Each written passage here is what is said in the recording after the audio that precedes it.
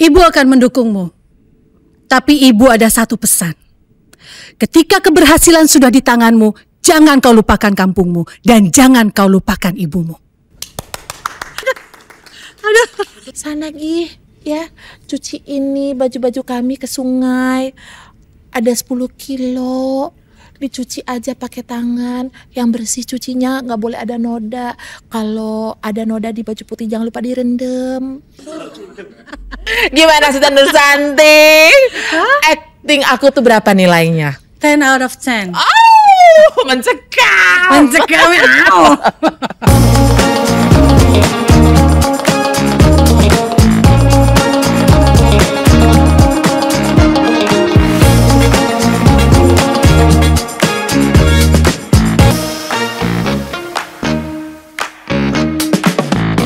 Antara kita masih ada getaran cinta.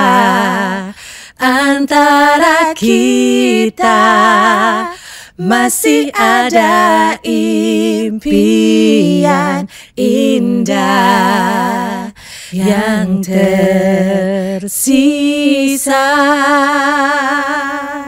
Seandainya gila, akhirnya kesampaian juga nyanyi bareng sama Sita Nursanti. Hey, tapi balik lagi di podcast Indonesia Karya Cerita. Dan kali ini ceritanya soal Sita Nursanti yang akan bikin duo. Kita akan bikin duo AS namanya. Ya, AS Kak Ari Sita Kirana. Bukan Amerika Serikat ya. Bukan, tapi kalau misalnya bukan. mau diundang ke Amerika ya untuk anak-anak permias, boleh banget loh. Amin. Teh Sita, kumaha damang? Alhamdulillah Pangesto, Ari Kirana, Bu Ari apa kabar? Aku baik juga. Kita nih Alhamdulillah. bukannya udah lama gak ketemu ya, tapi aku selalu nontonin Teh Sita. Tapi mungkin kali Teh Sitanya di panggung, akunya di penonton Oke. gitu. Teh Sitanya di layar, akunya di depan layar. Terus habis itu aku juga follow sosial medianya Teh Sita. Ya. Always love karya-karyanya Teh Sita. Tapi mungkin kamu baru tahu nih, ini Teh Sita kan pemain film, kenapa tiba-tiba dia nyanyi? Jadi RSD itu ada di tahun Tahun 93. tahun 93. RSD Rida Sita Dewi. Iya. Sebenarnya nggak mungkin juga sih ya Gen Z nggak tahu gitu, karena di setiap festival-festival sekarang banyak banget yang nanggep RSD lagi. Ya gak? Tapi lu sebenarnya nggak vakum nyanyi kan Teh? Sebenarnya dibilang vakum ya enggak, tapi dibilang aktif juga enggak gitu loh Ri. Karena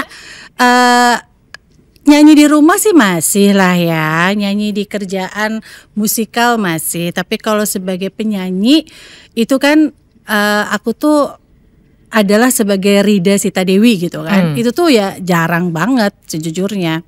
Jadi kalau ada job aja baru kami nyanyi RSD. Aku sendiri pribadi ditanggap nyanyi sendiri as a singer gitu sebagai penyanyi nggak pernah sih sampai saat ini. Konser Belum sering dong. belum pernah lagi. Konser kayak bareng sama Chandra Satria. Itu tapi sebagai Rida Sita Dewi Oke. kan gitu. Jadi kalau sama RSD itu kami memang beberapa tahun terakhir ini diundang lah di acara-acara seperti 90s Festival misalnya atau Java Jazz gitu. Jadi kami semacam reunian untuk bernyanyi bersama di festival-festival itu. Tapi kan datangnya setahun sekali ya festivalnya, enggak sebulan sekali gitu. Jadi ya begitulah. Oke, jadi Sita Nursanti adalah penyanyi, pemain film, dan apa lagi? Ya penyanyi dan aktor lah ya sekarang. Penyanyi dan aktor. Yes. Ih. Dan gue setuju banget nih ya kalau misalnya karya-karyanya Teh Sita, mau itu musical, mau itu film, pasti rasanya tuh selalu berbeda gitu. Lo di musicalnya Daisimah, lo di musical Gita Cinta, lo di film-film lo itu kayak memang karakternya semua beda-beda dari semua karya-karya lo. Yang lo suka banget tuh yang mana? musical dulu. Musikal tuh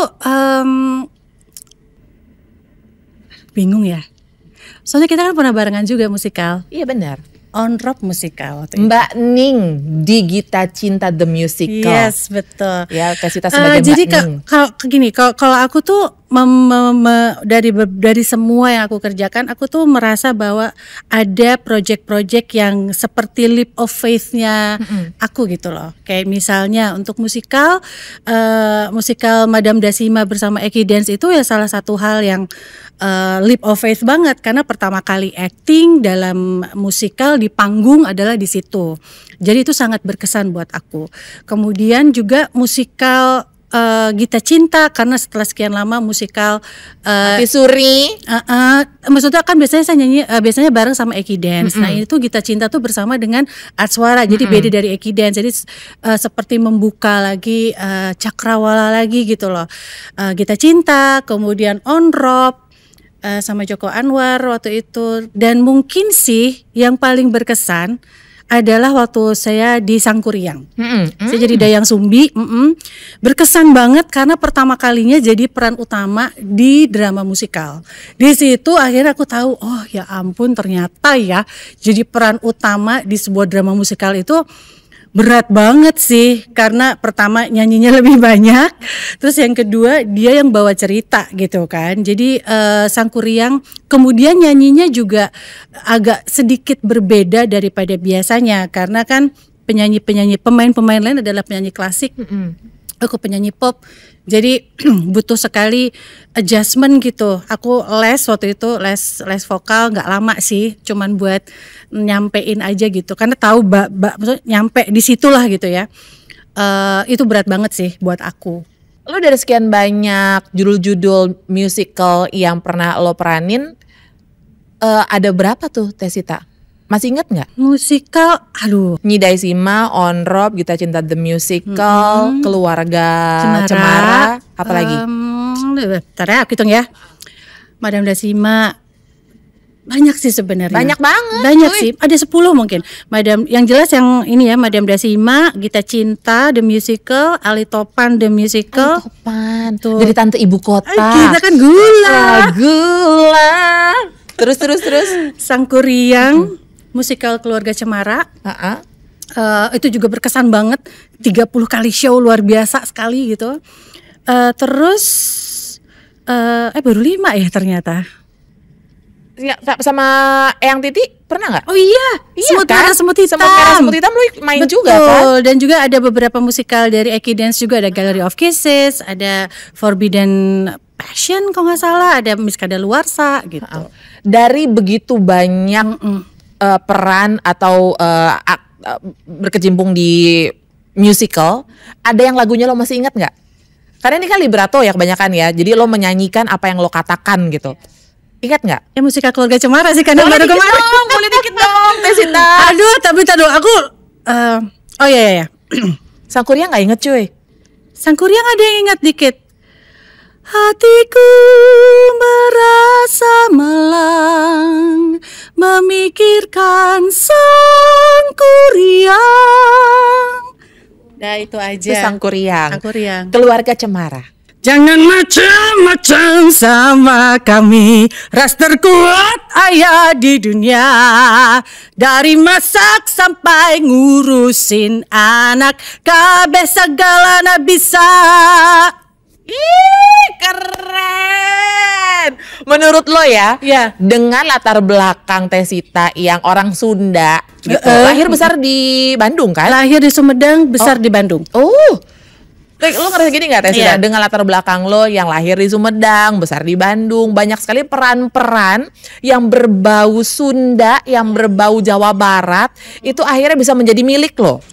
Iya, sebenarnya lumayan banyak, tapi justru yang menarik buatku sih adalah justru peran sebagai orang Jawa justru. Oh ya, di mana tuh? Iya, jadi saya tuh pernah main sinetron waktu itu, judulnya Eyang Mami Van Monelen. Ingat sinetron itu? Yang aku jadi nenek-nenek pakai konde setiap hari. Setiap hari Lori, aku di konde. Abis itu sinetronnya Bungkus tuh aku bener potong rambut pendek karena emang rambutnya udah cuir-cuir nggak jelas. Nah di situ justru menarik karena aku jadi orang Jawa. Tapi sebenarnya aku nggak terlalu asing dengan Jawa karena ibuku orang Jawa sebenarnya kan, orang Jogja gitu. Terus jadi di situ justru menarik ya karena besarnya tapi di Sunda, kemudian menjadi orang Jawa, untuk kemudian mendapatkan aksen Jawa tuh kan jadi suka lebay gitu ya. Jadi misalnya, ya kamu gak bisa gitu dong, gak bisa kayak gitu. Kan orang Jawa gak gitu ngomongnya. Ya jadi dari project itu akhirnya aku belajar gitu gimana caranya bahasa Jawanya dialeknya, bukan dialek, aksennya ya, itu aksennya ya nggak terlalu medok. Overacting gitu. Overacting gitu. Oke. Menurut Tesita sebagai seorang pemain film, sebagai seorang musisi, pelaku seni gitu, perlu nggak sih kita itu membahasakan asal usul kita gitu? Maksudnya gini, kalau lo emang orang Sunda ya embrace aja gitu, karena siapa tahu dari situ lo bisa mendapatkan peran-peran, atau lo orang Jawa, karena kan kadang-kadang kita suka in denial kan, menjadi orang lain gitu. Kalau aku sih sebenarnya justru kayaknya mungkin kebalikannya dari atau gitu. Justru sebenarnya identitas kita sebagai misalnya suku bangsa tertentu itu seharusnya tidak membatasi kita untuk bisa menjadi siapa saja sebenarnya.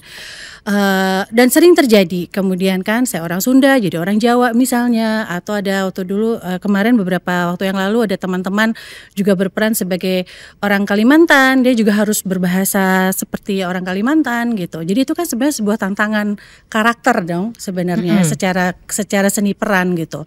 Justru sebaliknya. Itulah enaknya ada di dunia seni peran ya. Betul. Kalau misal mengembrace identitas diri sendiri, kalau menurut saya itu penting buat diri kita gitu. Tapi ketika kita harus menjadi seseorang, menjadi manusia baru gitu, karakter baru ya, kita harus lepaskan semuanya dan kita menciptakan si manusia baru itu gitu. Apa yang membuat lo bertahan di dunia acting ini? Aku juga nggak tahu ya, tapi yang jelas bukannya aku nggak tahu. Mungkin karena aku kalau ngerjain sesuatu tuh susah kalau double gitu. Jadi kalau lagi ngerjain satu. Dan kenapa aku bisa bertahan di sini? Karena aku seneng sih gitu. Ternyata aku baru menyadari beberapa tahun terakhir bahwa ternyata seni peran itu sangat menyenangkan gitu. Tapi lo masih ada di dunia musik juga kan? Dunia musik jujur aja bersama Rida Sita Dewi. Apa lo bisa mengatakan nggak dunia perannya Sita Nursanti lebih gemilang daripada dunia musiknya Sita Nursanti dalam hal pencapaian? Aku tuh beberapa waktu lalu menghitung, Ri. Aku menganggap bahwa karier profesionalku sebagai penyanyi itu aku identifikasikan sebagai Rida Sita Dewi. Ya, anggaplah itu sebagai dunia profesionalku. Dan jadi backing vokal waktu itu Iwake, Chrisye, P Project gitu ya. Itu setelah aku hitung itu dari tahun 93 sampai tahun 2003. Itu dunia vokal. Musik aja. Musik. Gak ngapa-ngapain, musik aja. Itu tuh 10 tahun gitu ya, profesional. Habis itu RSD bubar, saya anggap karir bermusikku secara profesional hiatus lah, atau ya sudah tidak secara aktif lagi menjadi profesional penyanyi. itu maksudnya bikin album, ditanggap sebagai penyanyi gitu ya, benar. entertainment, sebuah acara penyanyinya nih RSD gitu, maksudnya seperti itu ya. Gitu. Sedangkan kalau dari seni peran, aku menghitung aku mulai terjun lah gitu di dunia seni peran tuh tahun 2001 bersama Madam Dasima bersama Eki Dance Company di Madam Dasima gitu. Nah dari situ 2001 dan ternyata ya berjalan sampai sekarang gitu. Kalau dihitung-hitung kan berarti sebenarnya sudah sekitar 20 tahunan lebih gitu. Lebih lama sebenarnya daripada nyanyi secara profesional. Daur hidupnya lebih lama di acting ternyata. Betul, Kira-kira itu karena apa ya, Sid? Menurut lo? Mungkin karena ada beberapa karakter yang mungkin memang sosok aku cocok untuk karakter tersebut gitu loh. Dan akhirnya ya ada aja mungkin dibutuhkan, kemudian juga akunya juga pengen terus belajar dan pengen terus bisa lebih baik lagi bermain gitu, sehingga mungkin saat dari one thing led to another lah gitu ya, dari satu pekerjaan ke pekerjaan yang lain yang mungkin oh Sita oke kok mungkin ya mungkin juga begitu, saya nggak tahu, tapi yang jelas yang pasti ya karena saya mencintainya sih gitu. Oke.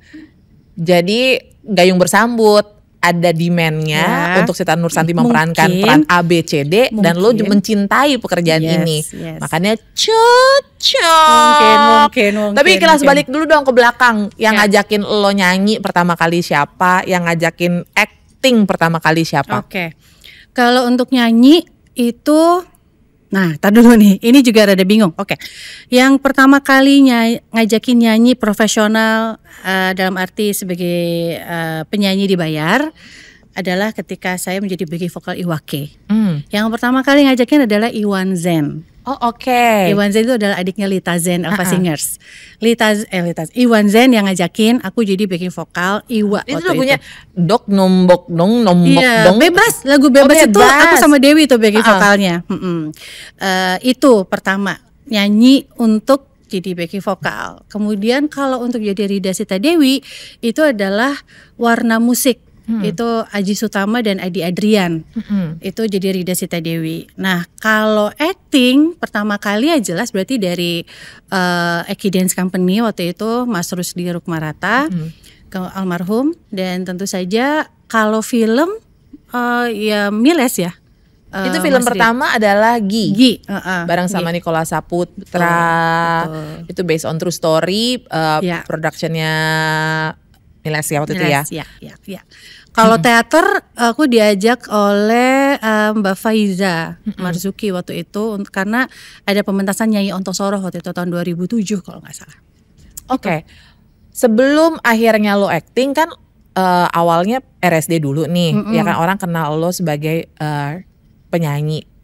Nggak bisa dibilang girl band ya. Itu trio Enggak sih, ya. Trio lah. Trio kan. Trio, Ada ini nggak? Ada privilege nggak bahwa ketika nama lo udah harum terlebih dahulu dalam mendapatkan peran lebih gampang atau enggak ternyata?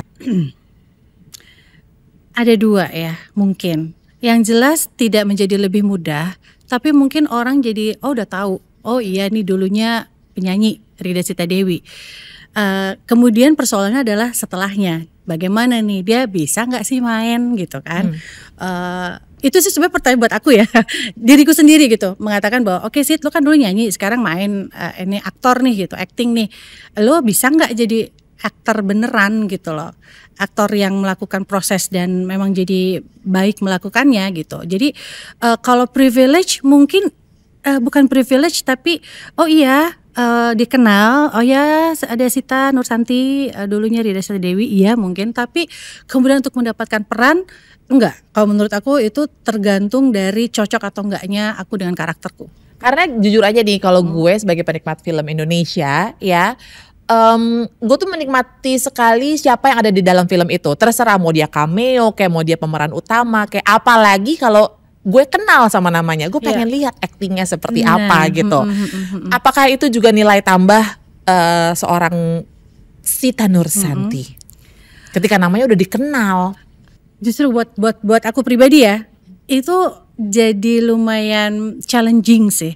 Oh ya? Kalau bukan dibilang beban ya gitu, karena maksudnya orang sudah mengetahui Sita yang di sini sebagai penyanyi, kemudian ketika dia berakting emang bisa atau enggak sih sebenarnya gitu.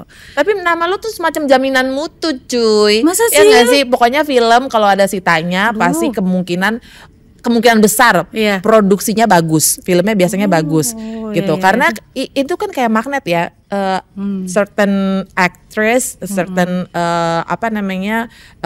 actors itu udah pasti seringnya main sama sutradara yang ini, dan sutradara ini wahid banget dalam memilih skrip film gitu. Terus nggak cuman film doang, tapi musical kalau udah ada salah satunya Sita Nursanti, ini pasti ngenaken banget lah lagu-lagu di dalam musikal itu gitu. Terima kasih Ri, kalau memang itu yang terasa oleh dirimu gitu, aku sangat bersyukur, dengan rendah hati aku terima dengan baik gitu. Sebenarnya sih mungkin karena memang sekali lagi, karena kebetulan karakternya membutuhkan seseorang yang kebetulan mungkin saya cocok gitu. Itu aja sih, Ri. Lo pernah nolak project nggak? Kayaknya maaf ya, kayaknya kurang bagus produksinya gitu. Bukan menolak, tapi mungkin memang takdir aja nggak bersama gitu loh. Itu aja sih. Maksudnya apa nih, jadwalnya nggak cocok atau elunya nggak srek? Bisa begitu, bisa dua-duanya. Tapi kan kebanyakan kalau aku sih kalau nggak masuk casting ya karena emang aku nggak masuk casting gitu. Emang dari filmnya ternyata saya nggak cocok buat karakter itu gitu. Dan itu lebih sering terjadi yang itu. Menolak audisi pernah nggak? Menolak audisi enggak kayaknya. Nggak pernah? Enggak sih. Ya kan misalnya kayak Tesita ada audisi untuk peran apa namanya, hantu beranak gitu misalnya. Aduh enggak ya gitu. Ih, seru justru. Kalau aku sih mau. Gue juga mau. Iya kan? Gue pengen lihat ari-arinya hantu kayak gimana. Aduh seru. Nggak pernah nolak audisi. Karena aku selalu punya sikap bahwa kita nggak pernah tahu peluang apa tuh akan membawa kita kemana gitu. Yang jelas aku selalu percaya bahwa apa yang ada di depan kita yaitu adalah takdir kita gitu. Jadi ini harus kita jalanin gitu. Ya gitu sih sebenarnya. Oke. Begitu lama lo ada di dunia peran, begitu lama lo ada di dunia drama musikal, nyanyi juga. Achievement, legacy yang paling lo banggakan. If you have to choose one, satu aja cuy dari sekian banyak yang pernah lo kerjakan. Aduh, aku bingung nih kalau kayak gini. Aku udah tahu sebenarnya ada pertanyaan ini kan. Aku tuh asalnya mau jawab bahwa pencapaian terbesarku adalah ada di sini sebenarnya. Karena ada di sini adalah sebuah simbol gitu bahwa selama 30 tahun ini aku sudah melakukan sesuatu dan ternyata sepertinya cukup menyentuh lah banyak orang. Sehingga ya dari satu pekerjaan ke pekerjaan lain, oh iya Sita Nursanti kita ajakin gitu. Kalau memang cocok. Jadi pencapaian terbesar saya adalah saya bisa bertahan di dunia entertainment ini selama 30 tahunan lebih gitu kalau menurutku. Bukan bertahan ya, saya bisa ada di sini terus dan masih menikmati setiap proyeknya gitu dengan happy, itu pencapaian terbesar sih. Oke, berarti belum ada nih yang serak banget di doi ya. Bukan. Berarti gini, gini, Sita Nursanti sampai tahun 2024 30 tahun ada di dunia ini pencapaian terbesar. Tapi nanti siapa tahu tahun 2025, 2026 ada proyek yang luar biasa yang membuat lo Enggak gitu. Aku nggak bisa nyebut satu. Karena semua tuh punya gini. Ada beberapa memang proyek-proyek yang buat aku tuh kayak seperti tadi tuh loh, kayak leap of faith. Ini kayak membuka gerbang besar untuk sebuah ruangan baru gitu. Yang pertama Madam Dasima, kedua Gita Cinta, kemudian Ali Topan, yang Sangkuriang. Sangkuriang. Yang ini yang Yang maksudku yang membuat aku stepping stone-nya ya, milestone-nya ya. Sangkuriang. Terus juga surat-surat untuk Karna dengan Mas Gunawan Muhammad. Kemudian kemarin ada Nightmares and Daydreams gitu. Terus ada musikal Keluarga Cemara gitu. Apakah memang setiap sutradara, mereka punya warna yang berbeda? Betul. Gini. Aku menjawabnya seperti ini ya. Oke, Mira Lesmana, produser. Lo seneng kerja dengan beliau? Betul, jelas. Karena apanya? Karena beliau memberikan kesempatan kepadaku untuk menjadi Ira di film G. Itu sebuah, dan Mas Riri Riza memberikan kesempatan. Jadi aku nggak bisa point finger sama satu orang siapa aja, nggak bisa. Karena memang semua itu hadir dalam perjalanan kalau point of view-nya aku ya, point of view karier Sita Nursanti gitu. Beliau inilah yang memang membuka kesempatan-kesempatan itu buatku gitu loh. Jadi nggak bisa aku sebut salah satu saja, nggak bisa, karena Mbak Mira dan Mas Riri tepat pada saat itu. Ketika aku berjalan lagi, kemudian Mas Rusdi Rukmarata tepat di saat itu. Kemudian Joko Anwar tepat di saat itu. Mayra Panigoro tepat di saat itu. Jadi nggak bisa aku sebutin satu persatu. Iya, karena kan hidup terus berjalan ya. Berjalan, kita hidup juga menjadi manusia yang berbeda terus tiap jadi si detiknya. A ngasih warna ini, si B ngasih warna ini di gitu saat ya. yang tepat gitu. Begitupun aku dengan kehidupan teman-teman yang lain yang mungkin juga nggak tanpa aku sengaja juga memberikan sebuah warna gitu ya sama kehidupan lain. Jadi tolong jangan tanyakan kepadaku siapa, karena semua punya warna. Sita Nursanti happy dengan semua orang yang diajak kerja bareng. Betul, gitu banget. Kamu tahu gak sih, Sita Nursanti tidak hanya seorang penyanyi dan juga pemain film dan juga pelaku panggung musikal, tapi beliau juga adalah seorang penyiar loh. Doi siaran dari zaman siarannya itu Pak putar lagunya masih pakai kaset di engkol. Di engkol pakai pensil kasetnya sampai udah bener-bener ngepas, pencet play, langsung lagunya mengudara. Betul sekali. Sampai pakai RCS ya. Itu alat untuk lo siaran. Sita Nursanti operate sendiri, nggak pakai operator, dia mau operate sendiri. Ngomong di atas lagu, bridging segala macem. Sekarang lo ngelihatnya seperti apa? Momen itu udah nggak siaran lagi kan? Apa lo kangen nggak? Aduh kangen sih, sejujurnya. Lu kayaknya apa? Semua juga lo kerjain ya cuy? Iya loh, iya loh. Sebenarnya diversifikasi itu dilakukan biar saya bisa bertahan hidup.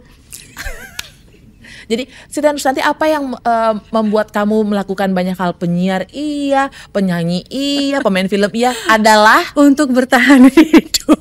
Untuk semuanya dilakukan untuk KPR. Enggak. Oke. Kalau aku mau, kalau kau ditanya, aku ngerjainnya semua dikerjain. Sebenarnya sekali lagi karena aku tuh penasaran, pengen tahu zaman jadi penyanyi, acting gimana. Sekedar curious gitu. Jadi penyiar, hayu syuting, hayu, semacam gitu aja gitu pada awalnya, Kemudian ketika menjadi serius, rasanya niatnya harus dibenerin tuh Ri, gitu kan. Buat aku nggak bisa cuman pengen tahu aja. Kamu sudah terjun, kamu harus ngebenerin niatnya. Berarti oke, I'm an actor, I'm a singer, saya adalah penyiar radio gitu kan. Nah jadi itu yang saya lakukan sekarang adalah niatnya aku lurusin. Nah kemudian kalau misalnya apa tadi pertanyaannya, jadi lo melakukan banyak hal ya. Kangen nggak lo siaran juga? Nah aku kangen sih. Kangen? Gitu kayaknya. Lo pernah gini nggak sih, Sit? Apa? Ternyata lo pernah sadar nggak kalau ternyata apapun yang lo kerjain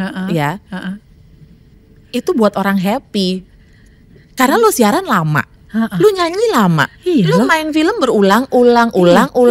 Mau apapun yang lo peranin, ternyata orang tuh get your energy gitu. Iya. Lo happy gak sih, Bo? Iyalah, aku seneng.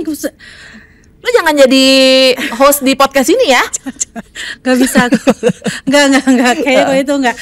Aduh, Ri, kalau pertanyaannya senang atau enggak, seneng banget lah. Maksudku gini, niatku pada awalnya kan adalah aku bisa menyentuh satu hati orang aja tuh udah seneng banget gitu. Tapi kalau ternyata bisa ada banyak orang yang tersentuh gitu oleh apa yang aku kerjakan, itu aku rasanya seneng sekali. Alhamdulillah, kayak itu bermanfaat hidupku gitu loh. Kayaknya aku diberi anugerahi talent, kemudian ada kerja keras yang dilakukan juga gitu, ada kerja yang dilakukan, ada karya-karya yang kemudian aku ikut serta di dalamnya, dan ternyata itu nyantol lah gitu di hati orang. Jelas lah, aku seneng banget. Anugerah ya, karena apa yang lo kerjakan itu membuat orang happy, terhibur, ditemani gitu. Jelasin dong ke gue, ke penikmat podcast ya Indonesia Kaya Cerita gitu. Dunia-dunia itu tuh sebenarnya yang paling Sita suka tuh yang mana sih? Oke, aku pernah nulis di sosmed aku nggak bisa milih, ada favoritisme kepada siapapun gitu ya. Ada benarnya, tapi ada yang lebih benar sebenarnya. Mungkin karena aku berawal dari dunia panggung ya, maksudnya performing on stage gitu, sebagai backing vokal, Rida Sita Dewi, kemudian drama musikal, teater, semua di panggung yang ketemu penonton langsung gitu. Jelas buat aku panggung itu kayak apa ya, kayak semacam rumah lah gitu buat aku. Nyanyi di panggung, teater di panggung. Iya, jadi kalau ditanya mana lebih senang, bukan lebih senang, mungkin lebih nyaman. Karena itu aku merasa itu sebagai rumahku. Rasanya aku menuju prosesnya tuh udah pernah aku lakukan dan aku udah kenal jalannya gitu. Emang beda-beda dong setiap project kan gitu. Tapi kenal, harus gini, harus gitu, harus gini, harus gitu. Udah kenal path-nya gitu untuk menuju ruang imajinasi itu gitu kan.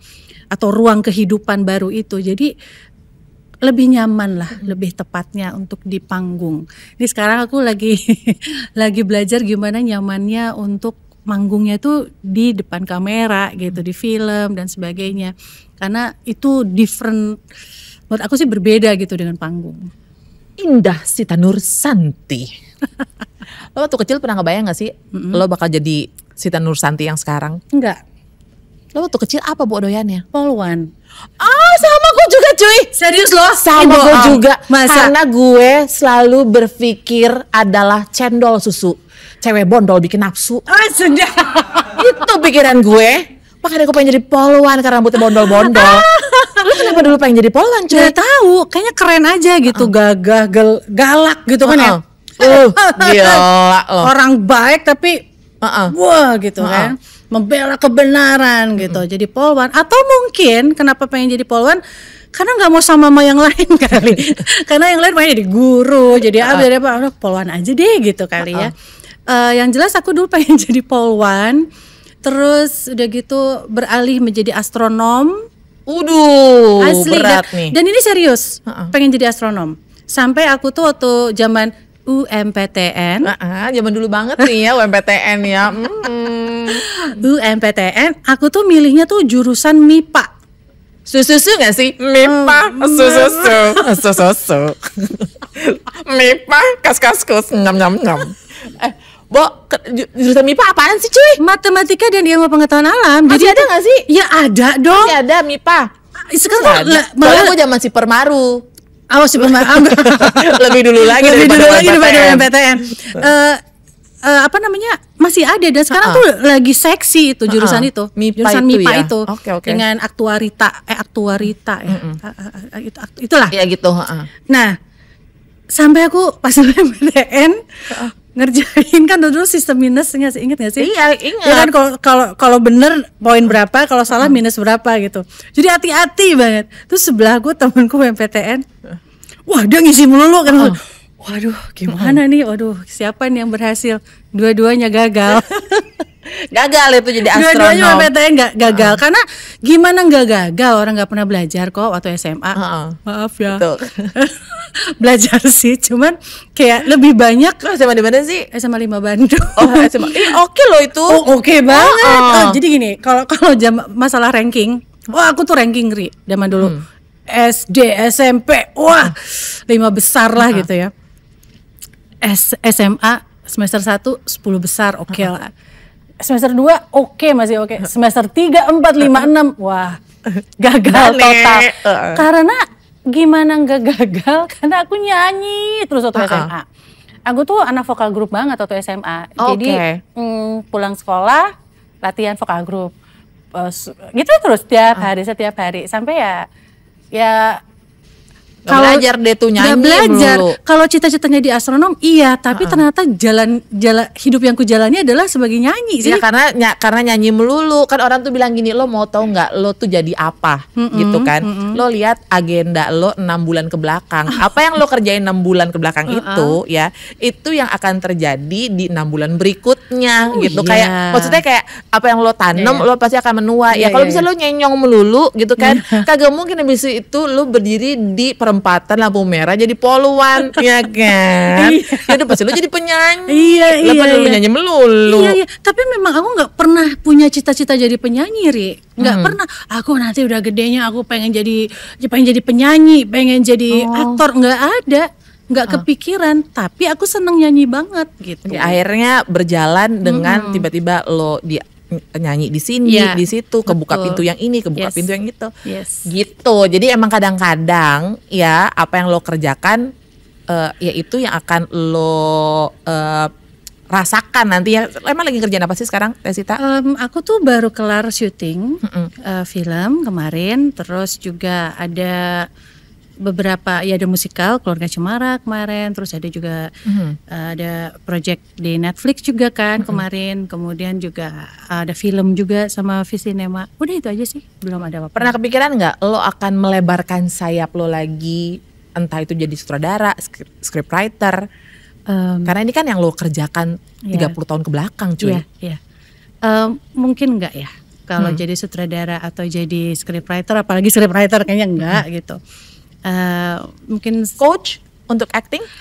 Coach acting juga enggak, tapi mungkin kalau ada yang meminta bantuan bertanya dan kebetulan aku tahu jawabannya, aku akan berikan gitu. Tapi tidak secara sengaja I'm a acting coach, enggak, kayaknya enggak. Kecuali pintu itu kebuka, ada opportunity-nya. Ya tentu saja itu begitu, tapi aku sih enggak ke sana. Aku sekarang benar-benar pengen Fokus menikmati apa yang aku kerjakan lebih.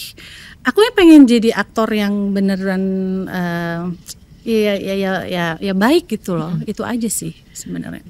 Pokoknya kalau misalnya lo nonton filmnya Sita Nursanti, lo sempat nonton sinetronnya, emang dia bisa berbeza-beza memerankan peran itu ya, keren banget. Nah sekarang gue mau ngetes nih Tesita untuk acting, tapi sedikit berbeda karena nanti Tesita akan membacakan skrip dengan berbagai ekspresi. Oh wow. Ya, jadi skripnya udah kita tentuin, terus habis itu kita minta lu marah di sini. Gitu. Oke. Ya. Ini udah ada, got my expression. Ini lu berperan di sebuah film Malin Kundang. Udah ada skripnya, tapi gue pengen acting lo itu marah Ya. Karena gue bukan director, jadi gue nggak tahu ya marahnya nih marah kenapa gitu. Marah yang menggebu-gebu atau marah apa gitu. Terserah Sita aja deh. Aku nggak tahu ini marah atau bukan. Bentar.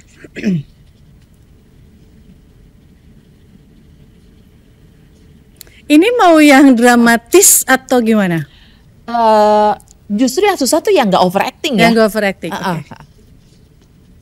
Ibu akan mendukungmu, tapi ibu ada satu pesan. Ketika keberhasilan sudah di tanganmu, jangan kau lupakan kampungmu dan jangan kau lupakan ibumu. Itu dijamin ya, Malin Kundang ya, belum nyampe udah balik lagi. Udah puter balik. Gimana ya? Tuh kapal Altret langsung mundur cuy. Berikutnya Sita Nursanti, iya ada lagi. Kali ini bawang merah, bawang putih atau yang lebih dikenal bamer baput. Di dalam resep-resep ibu-ibu zaman sekarang, kita minta Sita Nursanti membawakannya dengan sedih. Oke. Bawang putih, sana cucikan baju-baju kami ke sungai. Yang bersih ya, cucinya. Sedih banget nih, bawang merah tuh kayak laundry kiloannya akhirnya tutup gitu. Kita bisa ngerasain banget kesedihan itu Sita Nursanti. Luar biasa loh, kasihan. Ri, tadi kan udah nyobain tuh aku beberapa. Sekarang aku mau men-challenge dirimu untuk juga melakukan hal yang sama untuk naskah yang sama. Bisa ya? Iya, mudah-mudahan. Bisa lah pasti. Mudah-mudahan, let's go. Naskahnya apa nih? Nih, bawang merah dan bawang putih dengan perasaan sedih. Bawang merah bawang. Jadi Ibu Siska Suditomo kali ya? Boleh. Masak-masakan bawang merah bawang putih. Pasti nangis sih ya. Pake neng Bo. Bawang merah bawang putih mah kagak usah pakai acting ya, udah pasti nangis. Saya namanya juga motong-motong bawang. Bawang putih sana gitu. Bener. Ya. Oke. Cerita ini mengandung bawang. Artinya sedih ya. Sedih ya? Ya. Bawang putih. Sana Gi, ya. Cuci ini baju-baju kami ke sungai. Ada 10 kilo. Dicuci aja pakai tangan. Yang bersih cucinya, nggak boleh ada noda. Kalau ada noda di baju putih jangan lupa direndam. Kalau ada noda di baju berwarna jangan dikasih pemutih, nanti luntur. Sok atuh mangga bawang putih. Tuh. Itu gak sedih ya? Gak sedih sih. Itu gak sedih. Baik hati banget. Itu baik hati ya. Gimana Sita Nursanti? Acting aku tuh berapa nilainya? 10 out of 10. Mencekam. Mencekam. Gila loh, dinilai oleh seorang Sita Nursanti itu merupakan kebanggaan loh, karena aku ini menikmati karya-karya Sita Nursanti bisa dapat 10. Lo tuh kalau misalnya kayak mau acting gitu tuh research dulu nggak sih? Iyalah, Research dulu ya. Ini Terus untuk project yang kemarin ini aku lumayan banyak mencari tahu sih untuk karakternya. abis selesai lo memerankan sebuah karakter, susah nggak melepaskan si karakter itu? Apalagi kalau misalnya terlalu deep ya, Bo? Iya, itu dia tuh. Kayaknya harus dilepasin sih, karena kan udah selesai ya. Karena kan kalau enggak ya akan nempel terus gitu sama diri kita, dan kita nggak bisa masuk ke karakter yang lainnya lagi. Jadi memang menurutku semua pemain seharusnya punya cara tersendiri masing-masing yang paling nyaman untuk bisa ngelepasin karakternya gitu. Lu gimana? Kalau aku biasanya ada self healing sih, self healing aku lakukan itu. Aku berterima kasih sih sama karakternya, kemudian membiarkan dia pergi. Berat cuy. Enggak berat. Berat. Enggak, karena gini, mungkin nggak bisa langsung ya, Ri. Kalau memang rasanya kita masih belum bisa, jangan dipaksain juga, karena semakin kita memaksa sesuatu, dia makin nggak mau pergi kan. Jadi memang jalanin, rasain. Kalau ternyata oh ya sekarang saatnya untuk aku harus let it go. Berarti nanti kamu harus cari peran yang pelangi, yang pelan-pelan hilang. Oke? Terakhir deh ya, pertanyaan standar tapi gue penasaran. Ya. Harapan lo. Oke. Setelah 30 tahun melakukan atau menjadi seniman. Iya. Harapan lo untuk diri lo sendiri apa? Harapanku untuk diriku sendiri,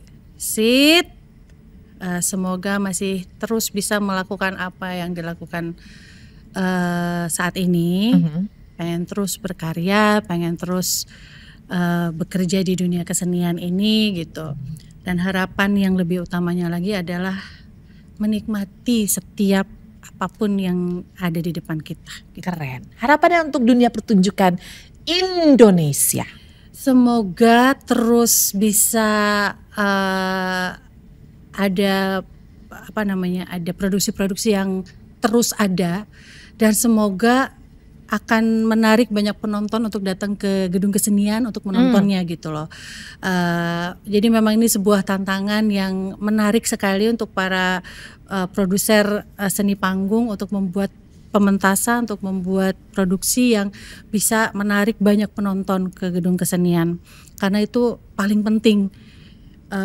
Begitu banyak yang datang, begitu banyak yang nonton, industrinya akan berjalan. Yes, kalau gitu kita aminin semuanya ya, amin.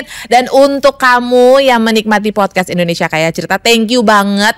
Teramat sangat thank you juga untuk Sita Nursanti karena udah menginspirasi dengan ceritanya Sita Nursanti sendiri. Thank you so much. Pokoknya tungguin terus podcast Indonesia Kaya Cerita. Bye.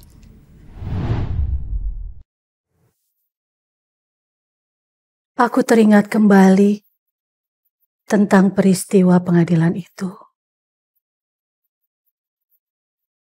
Tanpa sadar, mungkin karena aku sudah tak tahan dengan tuduhan jaksa dan hakim.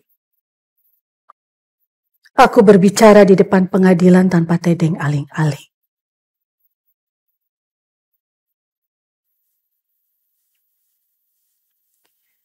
Tuan-tuan yang terhormat, aku kira pertanyaan tuan-tuan sudah tidak ada kait-mengkait dengan persoalan kematian Tuan Herman Mellema. Tentu tuan-tuan sebagai bangsa Eropa lebih mengerti, lebih memahami bagaimana adabnya hukum Eropa. Tapi baik, aku akan jawab agar tuan-tuan tahu. Tuan Hakim yang terhormat, Tuan Jaksa yang terhormat. Karena toh telah memulai membongkar keadaan rumah tanggaku. Aku, Sanikem, gundik mendiang Tuan Mellema, mempunyai pertimbangan lain dalam hubungan antara anakku dan tamuku.